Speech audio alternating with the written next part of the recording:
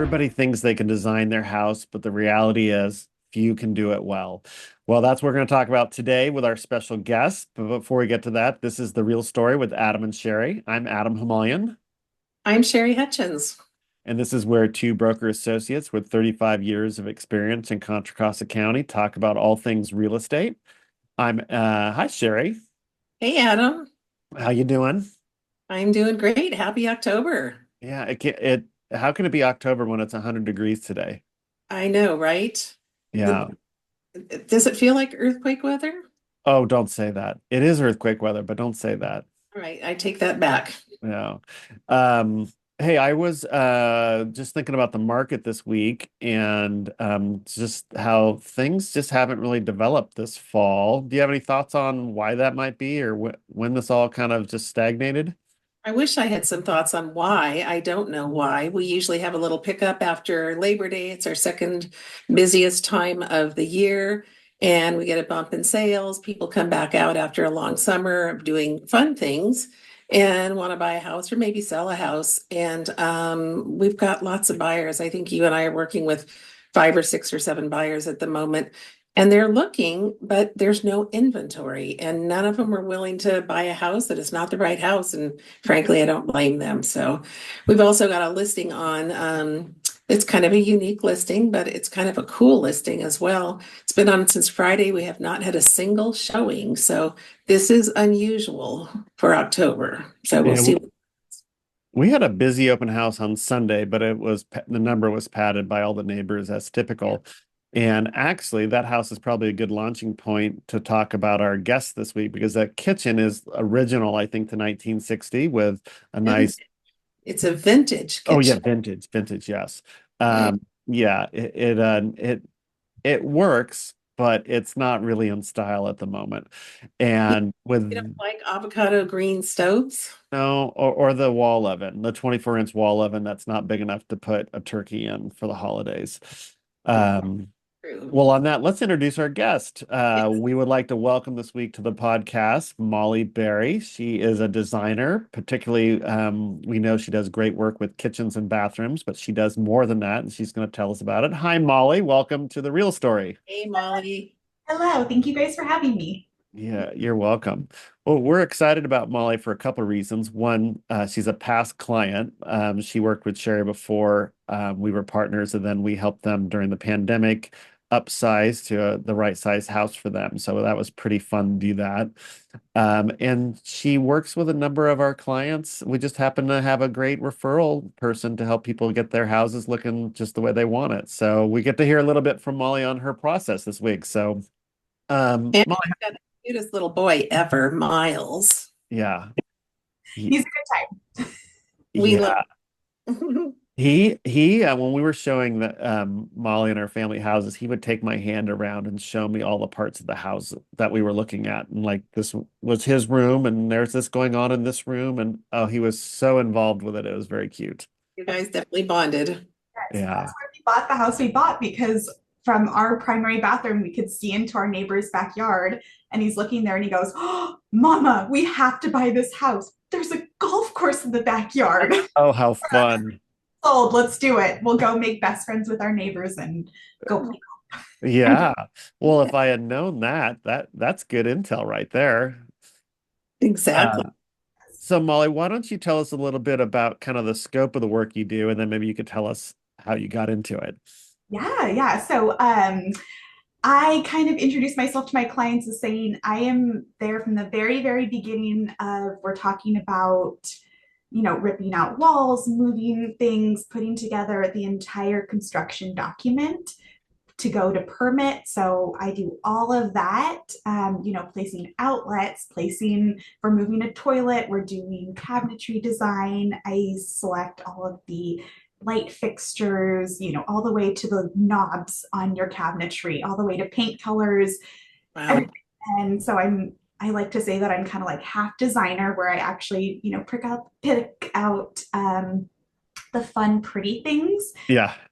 Half the time I am a project manager. So I'm ordering all of the light fixtures, the tile, the slab, the flooring, and tracking those and making sure that we are on schedule, on budget, hopefully. And then just also kind of being a translator a lot of the times between my client and the contractor. Mhm. We can have a design idea that my client and I have come up with, and then it's really seeing, can this vision become a reality, and how do we translate that to the contractor so they can build it. And yeah, that's kind of all the way. Also, once that's all done, if people still want to take it a step further, then, most of the time I will be there for furniture, rugs, just all the pretty things as well. So it's all the construction and then all the fancy flowers, vases. I love it all. Well, Oh, that's amazing. I mean, I don't think that when people who haven't done it before start doing something like a kitchen remodel, they don't realize the thousand decisions that have to be made.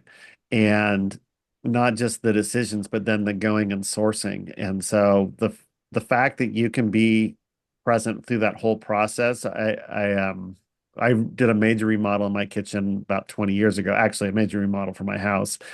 mhm. And there was decision fatigue. Like you start getting to the end, you're like, oh, just whatever we can get. Or like you'd fall in love with, I want this knob or this pool, but then for whatever reason, the supplier that you were going to doesn't have the right finish, or you want a 4-inch one and they only have 6-inch ones. And so having somebody like you who's got your finger on where to look, that's it. That would be amazing. I'm definitely going to use you the next time I do a remodel if I do another one.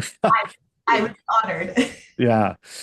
Which How kind long of have you been doing this? Sorry. go I, ahead. I can't remember how long you've been doing this. I have been doing this since 2012.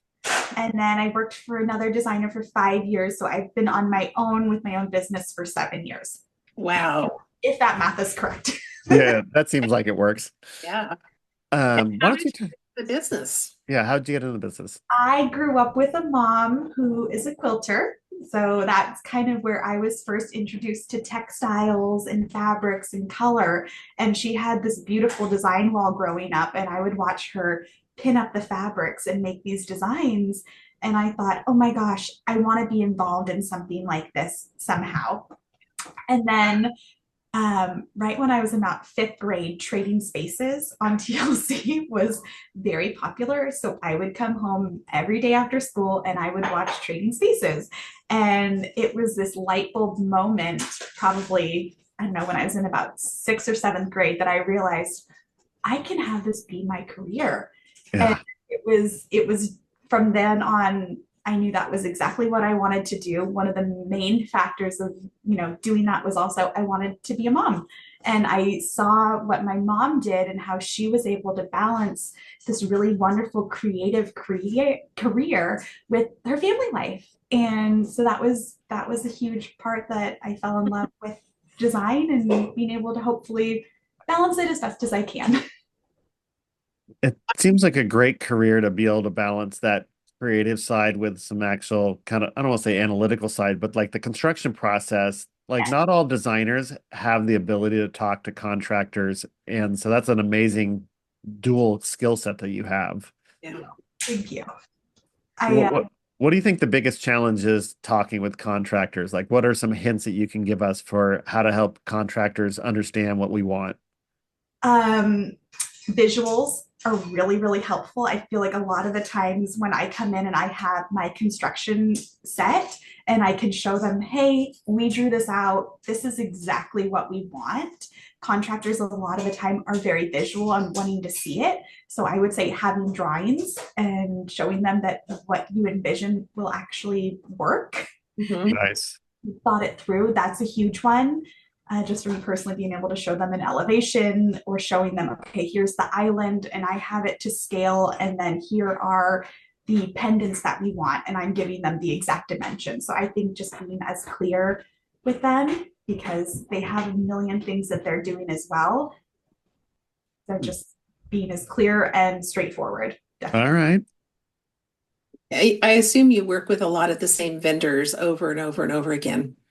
I do. I have, kind of my go-to three vendors for light fixtures. I have my go-to vendors for slabs, tile, flooring, paint. Hmm. That's just kind of the construction side. And then a million different vendors for furniture and all the other fun decorative items. When I got into the business, one of the hardest things for me was finding contractors Mhm. because real estate agents don't do what you do, but we do spruce up houses for sale. Don't let our broker hear us say that. Well, she doesn't anyway. And I just had the hardest time finding contractors because I didn't know what to look for. And eventually, over the years, we've come to have relationships with a lot of different kind of contractors and have taught them that what they might do for you is different than what they might do for us. Mhm. For an example is our gardener, Lorenzo. We've worked with him forever, and he is a landscaper. And so he puts in small plants in places so because he knows that they're going to grow and get really big and look beautiful in a few years. Well, we don't care about a few years. We care about what are they going to look like in 2 weeks when we shoot photography. So we had to train him to buy big plants because they're going to look better while we have the house on the market. Anyway, little aside there, but contractors are very interesting to work with. And I'm sure that you encounter that all the time. I do. I do.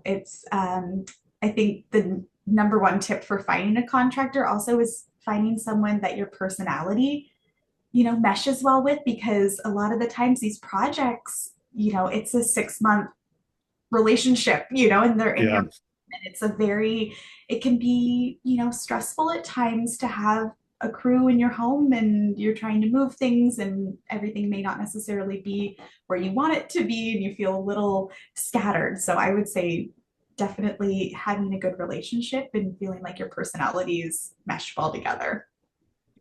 Are the homes that you work in almost always occupied while the work's being done? Really depends. So a lot of the times I do a whole home remodel, so those will be empty while we're working on that. But sometimes when we just do, a primary bath remodel, or if we're doing maybe just refacing of a kitchen with new countertops and new light fixtures, clients will be there. I always advise my clients, if you can be out of the home when the construction is going on, at least for part of it, it makes it go a lot smoother for them, and it kind of saves everybody's sanity just so that they're not right in the middle of the construction. It's loud, and no matter how wonderful and respectful the contractors are, it's still a work zone. So it's nice to kind of be able to separate yourself from that. And they start really early. They do. I don't go to those 7 a.m. meetings. Well, and the truth of the matter is they can get the job done faster when you're not living there because they can start at 7 if they want. They don't have to wait till a reasonable hour to knock on your door. And even though you tell them it's okay, it still slows them down because they want to be respectful, mostly, not everyone, but to have unfettered access certainly makes a big difference. Yes, yes. I'm kind of curious, what are some trends that are happening in the design world right now that you really like? Is there some colors or finishes or what do you see happening? Oh gosh, I feel like everyone, not everyone, but I feel like there's been a big shift within the last few years of just more natural colors.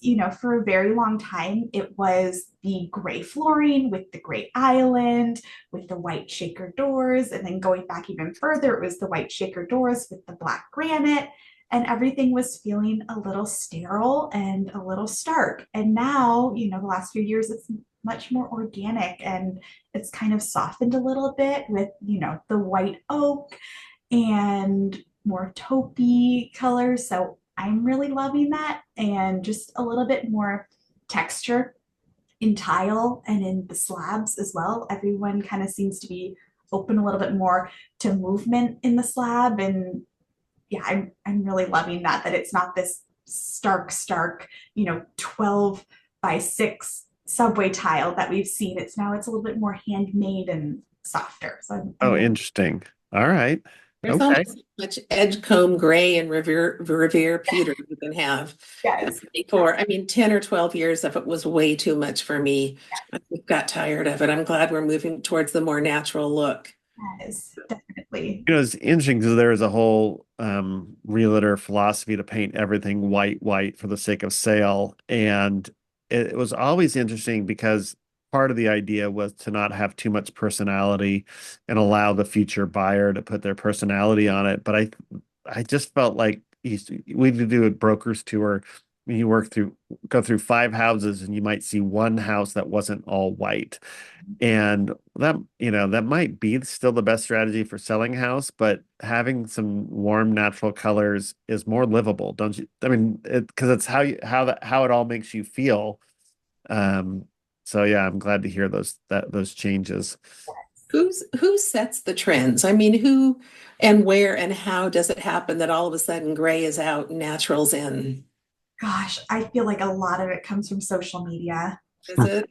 That is what is popular on social media.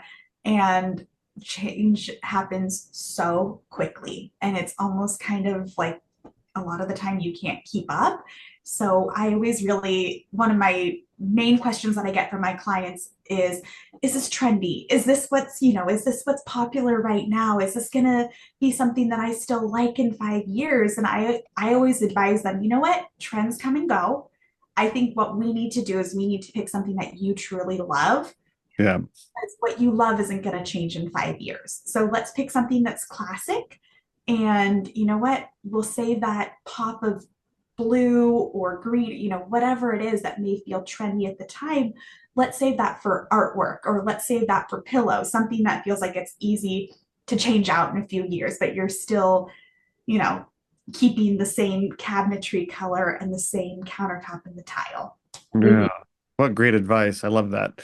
Uh, I guess kind of along those lines, maybe you answered my question in that answer, but like so for metal finishes, I know that we were working on a project over in Oakland and the contractor was trying to tell me, never listen to your contractors. The contractor, he might have been right here, but test the water with everybody else. But he was advocating for dual tone metal. So in this case, a black and a gold, or not exactly gold, but kind of a brassy. Mhm. Um, what are the hot colors right now for metal finishes on pools and light fixtures, and what do you think we should avoid?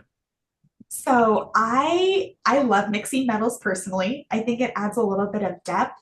A lot of the times I will do more of like a brushed stainless steel for high traffic fixtures, like your plumbing fixtures, because that's going to wear a little bit better. If you do a polished nickel or a polished chrome on a plumbing fixture, it's going to show the water spots a lot Oh, more than a brushed stainless steel. So I let my clients, decide. I give them the information, and then I Yeah, really, really love this polished look. Do you want something a little bit more matte? Do you want to go with more of maybe a honey bronze or an antique nickel? So I really love mixing them. I would say that I feel like one that I try to avoid is just a flat black, because yeah, it doesn't really have a whole lot of depth. So I want, if with all of my metals, I want it to be something that has a little bit of personality to it. I love an unlacquered brass, which may be kind of a controversial, um, opinion, because it is a live metal and it's going to wear and it's going to patina. But I love that look. I love that it has some personality to it. yeah. Nice. All right. Very interesting. I love that. well, those change a lot more often than things like paint colors and cabinet colors do too. Me And too. it's maybe one way to separate yourself from the pack when everybody else is doing white shaker. You can play around with your finishes and things like that, your pulls. Exactly, exactly. And you can, I mean, polls are such an easy thing to change that you can have a little bit of personality in there and you can do something a little bit more unique. And then, okay, when the time comes, you know, you can change it out yourself. You don't necessarily need a contractor to come in. It can be, oh my gosh, I feel bored on this weekend. Let me change out my polls in my kitchen. Mm. We did a house in Orinda last year. I just thought of, I saw this on my photo app the other day and remembered that it had kind of a dusty teal cabinet, Mhm. very muted, not bright teal, and a plumbish kind of subway tile. Oh, And it was on the market like that. I mean, it was well done. It had to be a design, some designer helped this woman or this seller, or else she was very creative and did it on her own. And it was really gorgeous. it knocked me out when I walked into the kitchen and immediately started taking pictures of it. I think we were previewing it for one of our clients, but I later thought that's very cool, but that's good. That's so specific. How do you find a buyer to take that on? And you might be tired of it in a year, because it is not classic, Mhm. but it was pretty. Absolutely. More of a showstopper kind of moment. Yes, maybe something you would do for one of those design shows where everybody takes on a room. Do you remember your mom and I and we went over to the city and did that one time, walked through one of those houses where everybody had decorated a different room, and that kind of felt like what that kitchen was. Okay. You probably don't remember that. Do I remember? I remember doing that. The San Francisco showroom, not showroom, the San Francisco. Base or something? So I should have it memorized at this point, but it's been too long since I've gone over and done one of those. But it's Yeah, fun. Yeah. those are fun. Those are fun. Great way to get ideas. Mhm. How did you learn how to do this? Did you go to school? Did you learn on the job? I did honestly both. I went to school and I came out of school thinking, oh my gosh, I absolutely know what to do. So I went to Academy of Art University in San Francisco and I got my BFA in interior architecture and design. So I went in and we hit the ground running right away. I learned CAD, I took textile classes, I took business classes specific to interior design and running your own business. Oh, And it's a 5-year program, so it was very intense. It was full time, and I graduated thinking, okay, I know what to do. And then I went out and I realized, okay, I know how to draft and I know how to pull a palette together, but I have no idea how this industry actually works because this is such a relationship built industry, especially as a designer. Your clients are coming to you and they're trusting you and they're trusting your opinion.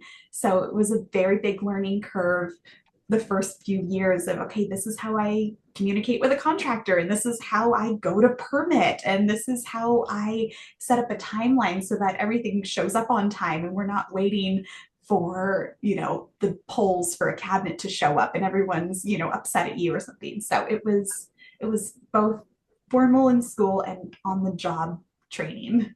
so did you work with someone at first? I did. I worked for another woman for 5 years. And then my plan, kind of from the beginning, was once I had Miles, then I was going to go off on my own so I could have a little bit more flexibility. And I always wanted to be the one that was working with my clients. So when I worked for the other woman, it was a lot of behind the scenes. It was the office, it was drafting, it was pulling together all of the documents and everything for her meetings and prepping. And then she would go out and she would meet with the clients. And I always wanted to do that. I wanted to build those relationships. And that is something that is my favorite part of my job is that I get to know my clients really well because I'm asking them so many questions about how they live in their home, what works for them, what doesn't work for them, what we can change. And I get to, very similar to you guys, it's like you get to know your clients, you get to know their family. And Yep. it's really special. Yeah. It's very much like the way we do it. And we'll walk through a home and start asking questions again about how they live their lives. But I think the hard part for us is and probably for you too, is we get very close to our clients, especially if we work with them for a while. You don't always find a house right away. And then all of a sudden we sell them a house and they're gone. They are off living their lives, and we're on to the next one. So that's kind of hard at times. Exactly. Well, I will affirm that that is absolutely the reputation that you have, that every client that we've shared, that we've referred to you or other people that we know that have worked with you, they absolutely feel like they've been heard by you and feel like you're part of their lives for that time. And they always have great things to say. So you're doing a good job. You're doing what you're hoping for. So You. Thank you. yeah, Always kind of just like Sherry said, it's sad at the end. I'm like, oh my gosh, I feel like we're going through a breakup. It's like yeah, I text with my clients all the time. It's constant communication, especially, during construction. It's like, okay, let's just double check. Are you good with this? Let's talk about where this is going to be placed. Do you like this? Do you like that? And it's like all of a sudden, okay, you're living your life and you're enjoying this. But I do keep in contact with a lot of them afterwards, and I get to hear updates, and I'll get, photos like, oh my gosh, I'm loving this. This is wonderful. My friends came over. They said it was beautiful. So those little updates, which is nice. So I'm curious when you're working with a client and they're not sure what they want to do. They just, I want to remodel my kitchen. Do you like, what are some ways you help people think about what they want? Like, do you encourage them to look at magazines or visit websites, or how do you help your client make a identify what they're envisioning without forcing or directing them too much into one direction? Absolutely. I will sit down with them and I will say, tell me what is working in this space for you and tell me what's not working.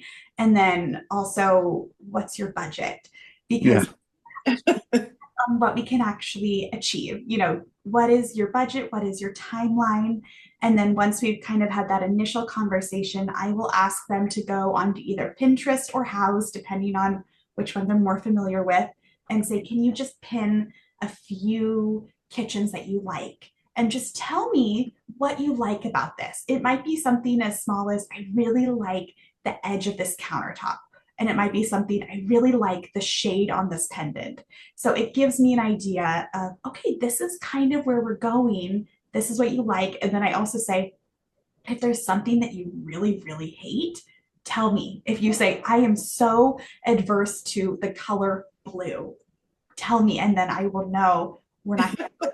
Or I have a really, really strong feeling about having a pot filler behind, the range. Then I make sure that I include that. So it really, I visually really helps a lot of my clients, because we could be saying, oh, you really like coastal modern, and coastal modern to them might feel differently than it does to me. So having those visuals, it helps with our communication a lot.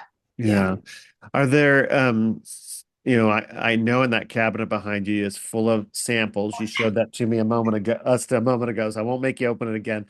But what about, is there places for people to go look at samples that you recommend, as far as either to go look at them in person, or whether it's House, or I don't know if you use build.com as a source, or what are some other like go-to places where people can shop to find good quality things that you would put in your own house? Oh gosh, that's a great question. To source things that, okay, so I love visual comfort for lighting. It's my absolute favorite. That is good quality light fixtures. So that's my number one. As far as things to put in their house for pillows, I really love Etsy. I feel like you can get some really kind of unique color block pillows there. I have several in my own house that I've ordered through there. Oh gosh, there's a really cute little store in downtown Martinez that actually that base is from, and it's a sweet little store. It's called SB Trading Company. So a lot of the times I will direct clients like, okay, if you're in the area, go to the brewery, have a drink, feel good, and then go on over to that store and have fun. So those are good ones for just kind of little accessories. Yeah. Oh gosh, honestly, a lot of where I source from is trade only. So it's kind of, you have to Yeah, work with yeah, yeah. it. But I mean, Pottery Barn, I do direct people there. Sometimes I will source from them a few times. I have a Pottery Barn couch in my house because it was a good price and it had a performance fabric. And I said, exactly. I was like, okay, this works. And I have a 7-year-old boy, so I need to be able to clean everything up. We have goldfish crumbs and we have juice box spills. So Yeah, I, so do we. I, Adam loves goldfish. Hey, okay, it's true. I do love goldfish, and sometimes that when feral Adam is going into the Walnut Creek office, that like Sherry calls ahead of time, like just set him down with some goldfish and punch, and just babysit him till I get there. I don't know It's if a- you guys remember this when I think it was actually when we were looking at our house. It was kind of um, right at the end of COVID. So we all still had our masks on. And Miles walked in and he wanted some goldfish and he put them under his mask and he was just walking around like it was a little truck. yes, I absolutely remember that. I thought it was a brilliant idea. I may have tried it later with M&Ms. I'm not. I was like, okay, I think this is our home. You're making yourself comfortable right off the bat. Go have fun. I love it. But I forgot about that. Oh, it sticks with me every time I walk in our entryway, and kind of it was right around the corner into the dining room. I think about that. Yeah. Like a little feed bag. Yes, exactly. So This. question about your house. Did you raise the floors? We did. We did. We raised the living room. We did all new engineered floor on the first floor and up the stairs. We got rid of the weird little banister, and Yeah. it was a lot of, it was exactly what we wanted. I wanted a house that hadn't been touched in 30 years. Yep. I wanted to do everything myself. I Yeah. didn't want something that was updated because I knew that I would have a harder time when it came to renovating it to justify renovating it if it was brand new. So Yeah. That's the difference between you and the rest of our clients who want everything done. Mhm. And they don't want to touch it. They don't even want to paint most of the time. So I love that. Sherry, are you ready for our speed round questions? I am. Well, All right. yes, Molly, thank you. This has been really fun. I expect that this is going to be a popular podcast. The one we did with our stager was super popular, and it's similar to what you do. Although, yes, anyway. All right, the famous Sherry and Adam speed round. This old house or Property Brothers? Ooh, this old house. Yeah, us too. Home Depot or Lowe's? Oh gosh. Oh. Lowe's, I guess. You probably don't shop there much. You use your vendors. I do. I do. We like Lowe's too. Okay, oh, good. Two. Fireplace or fire pit?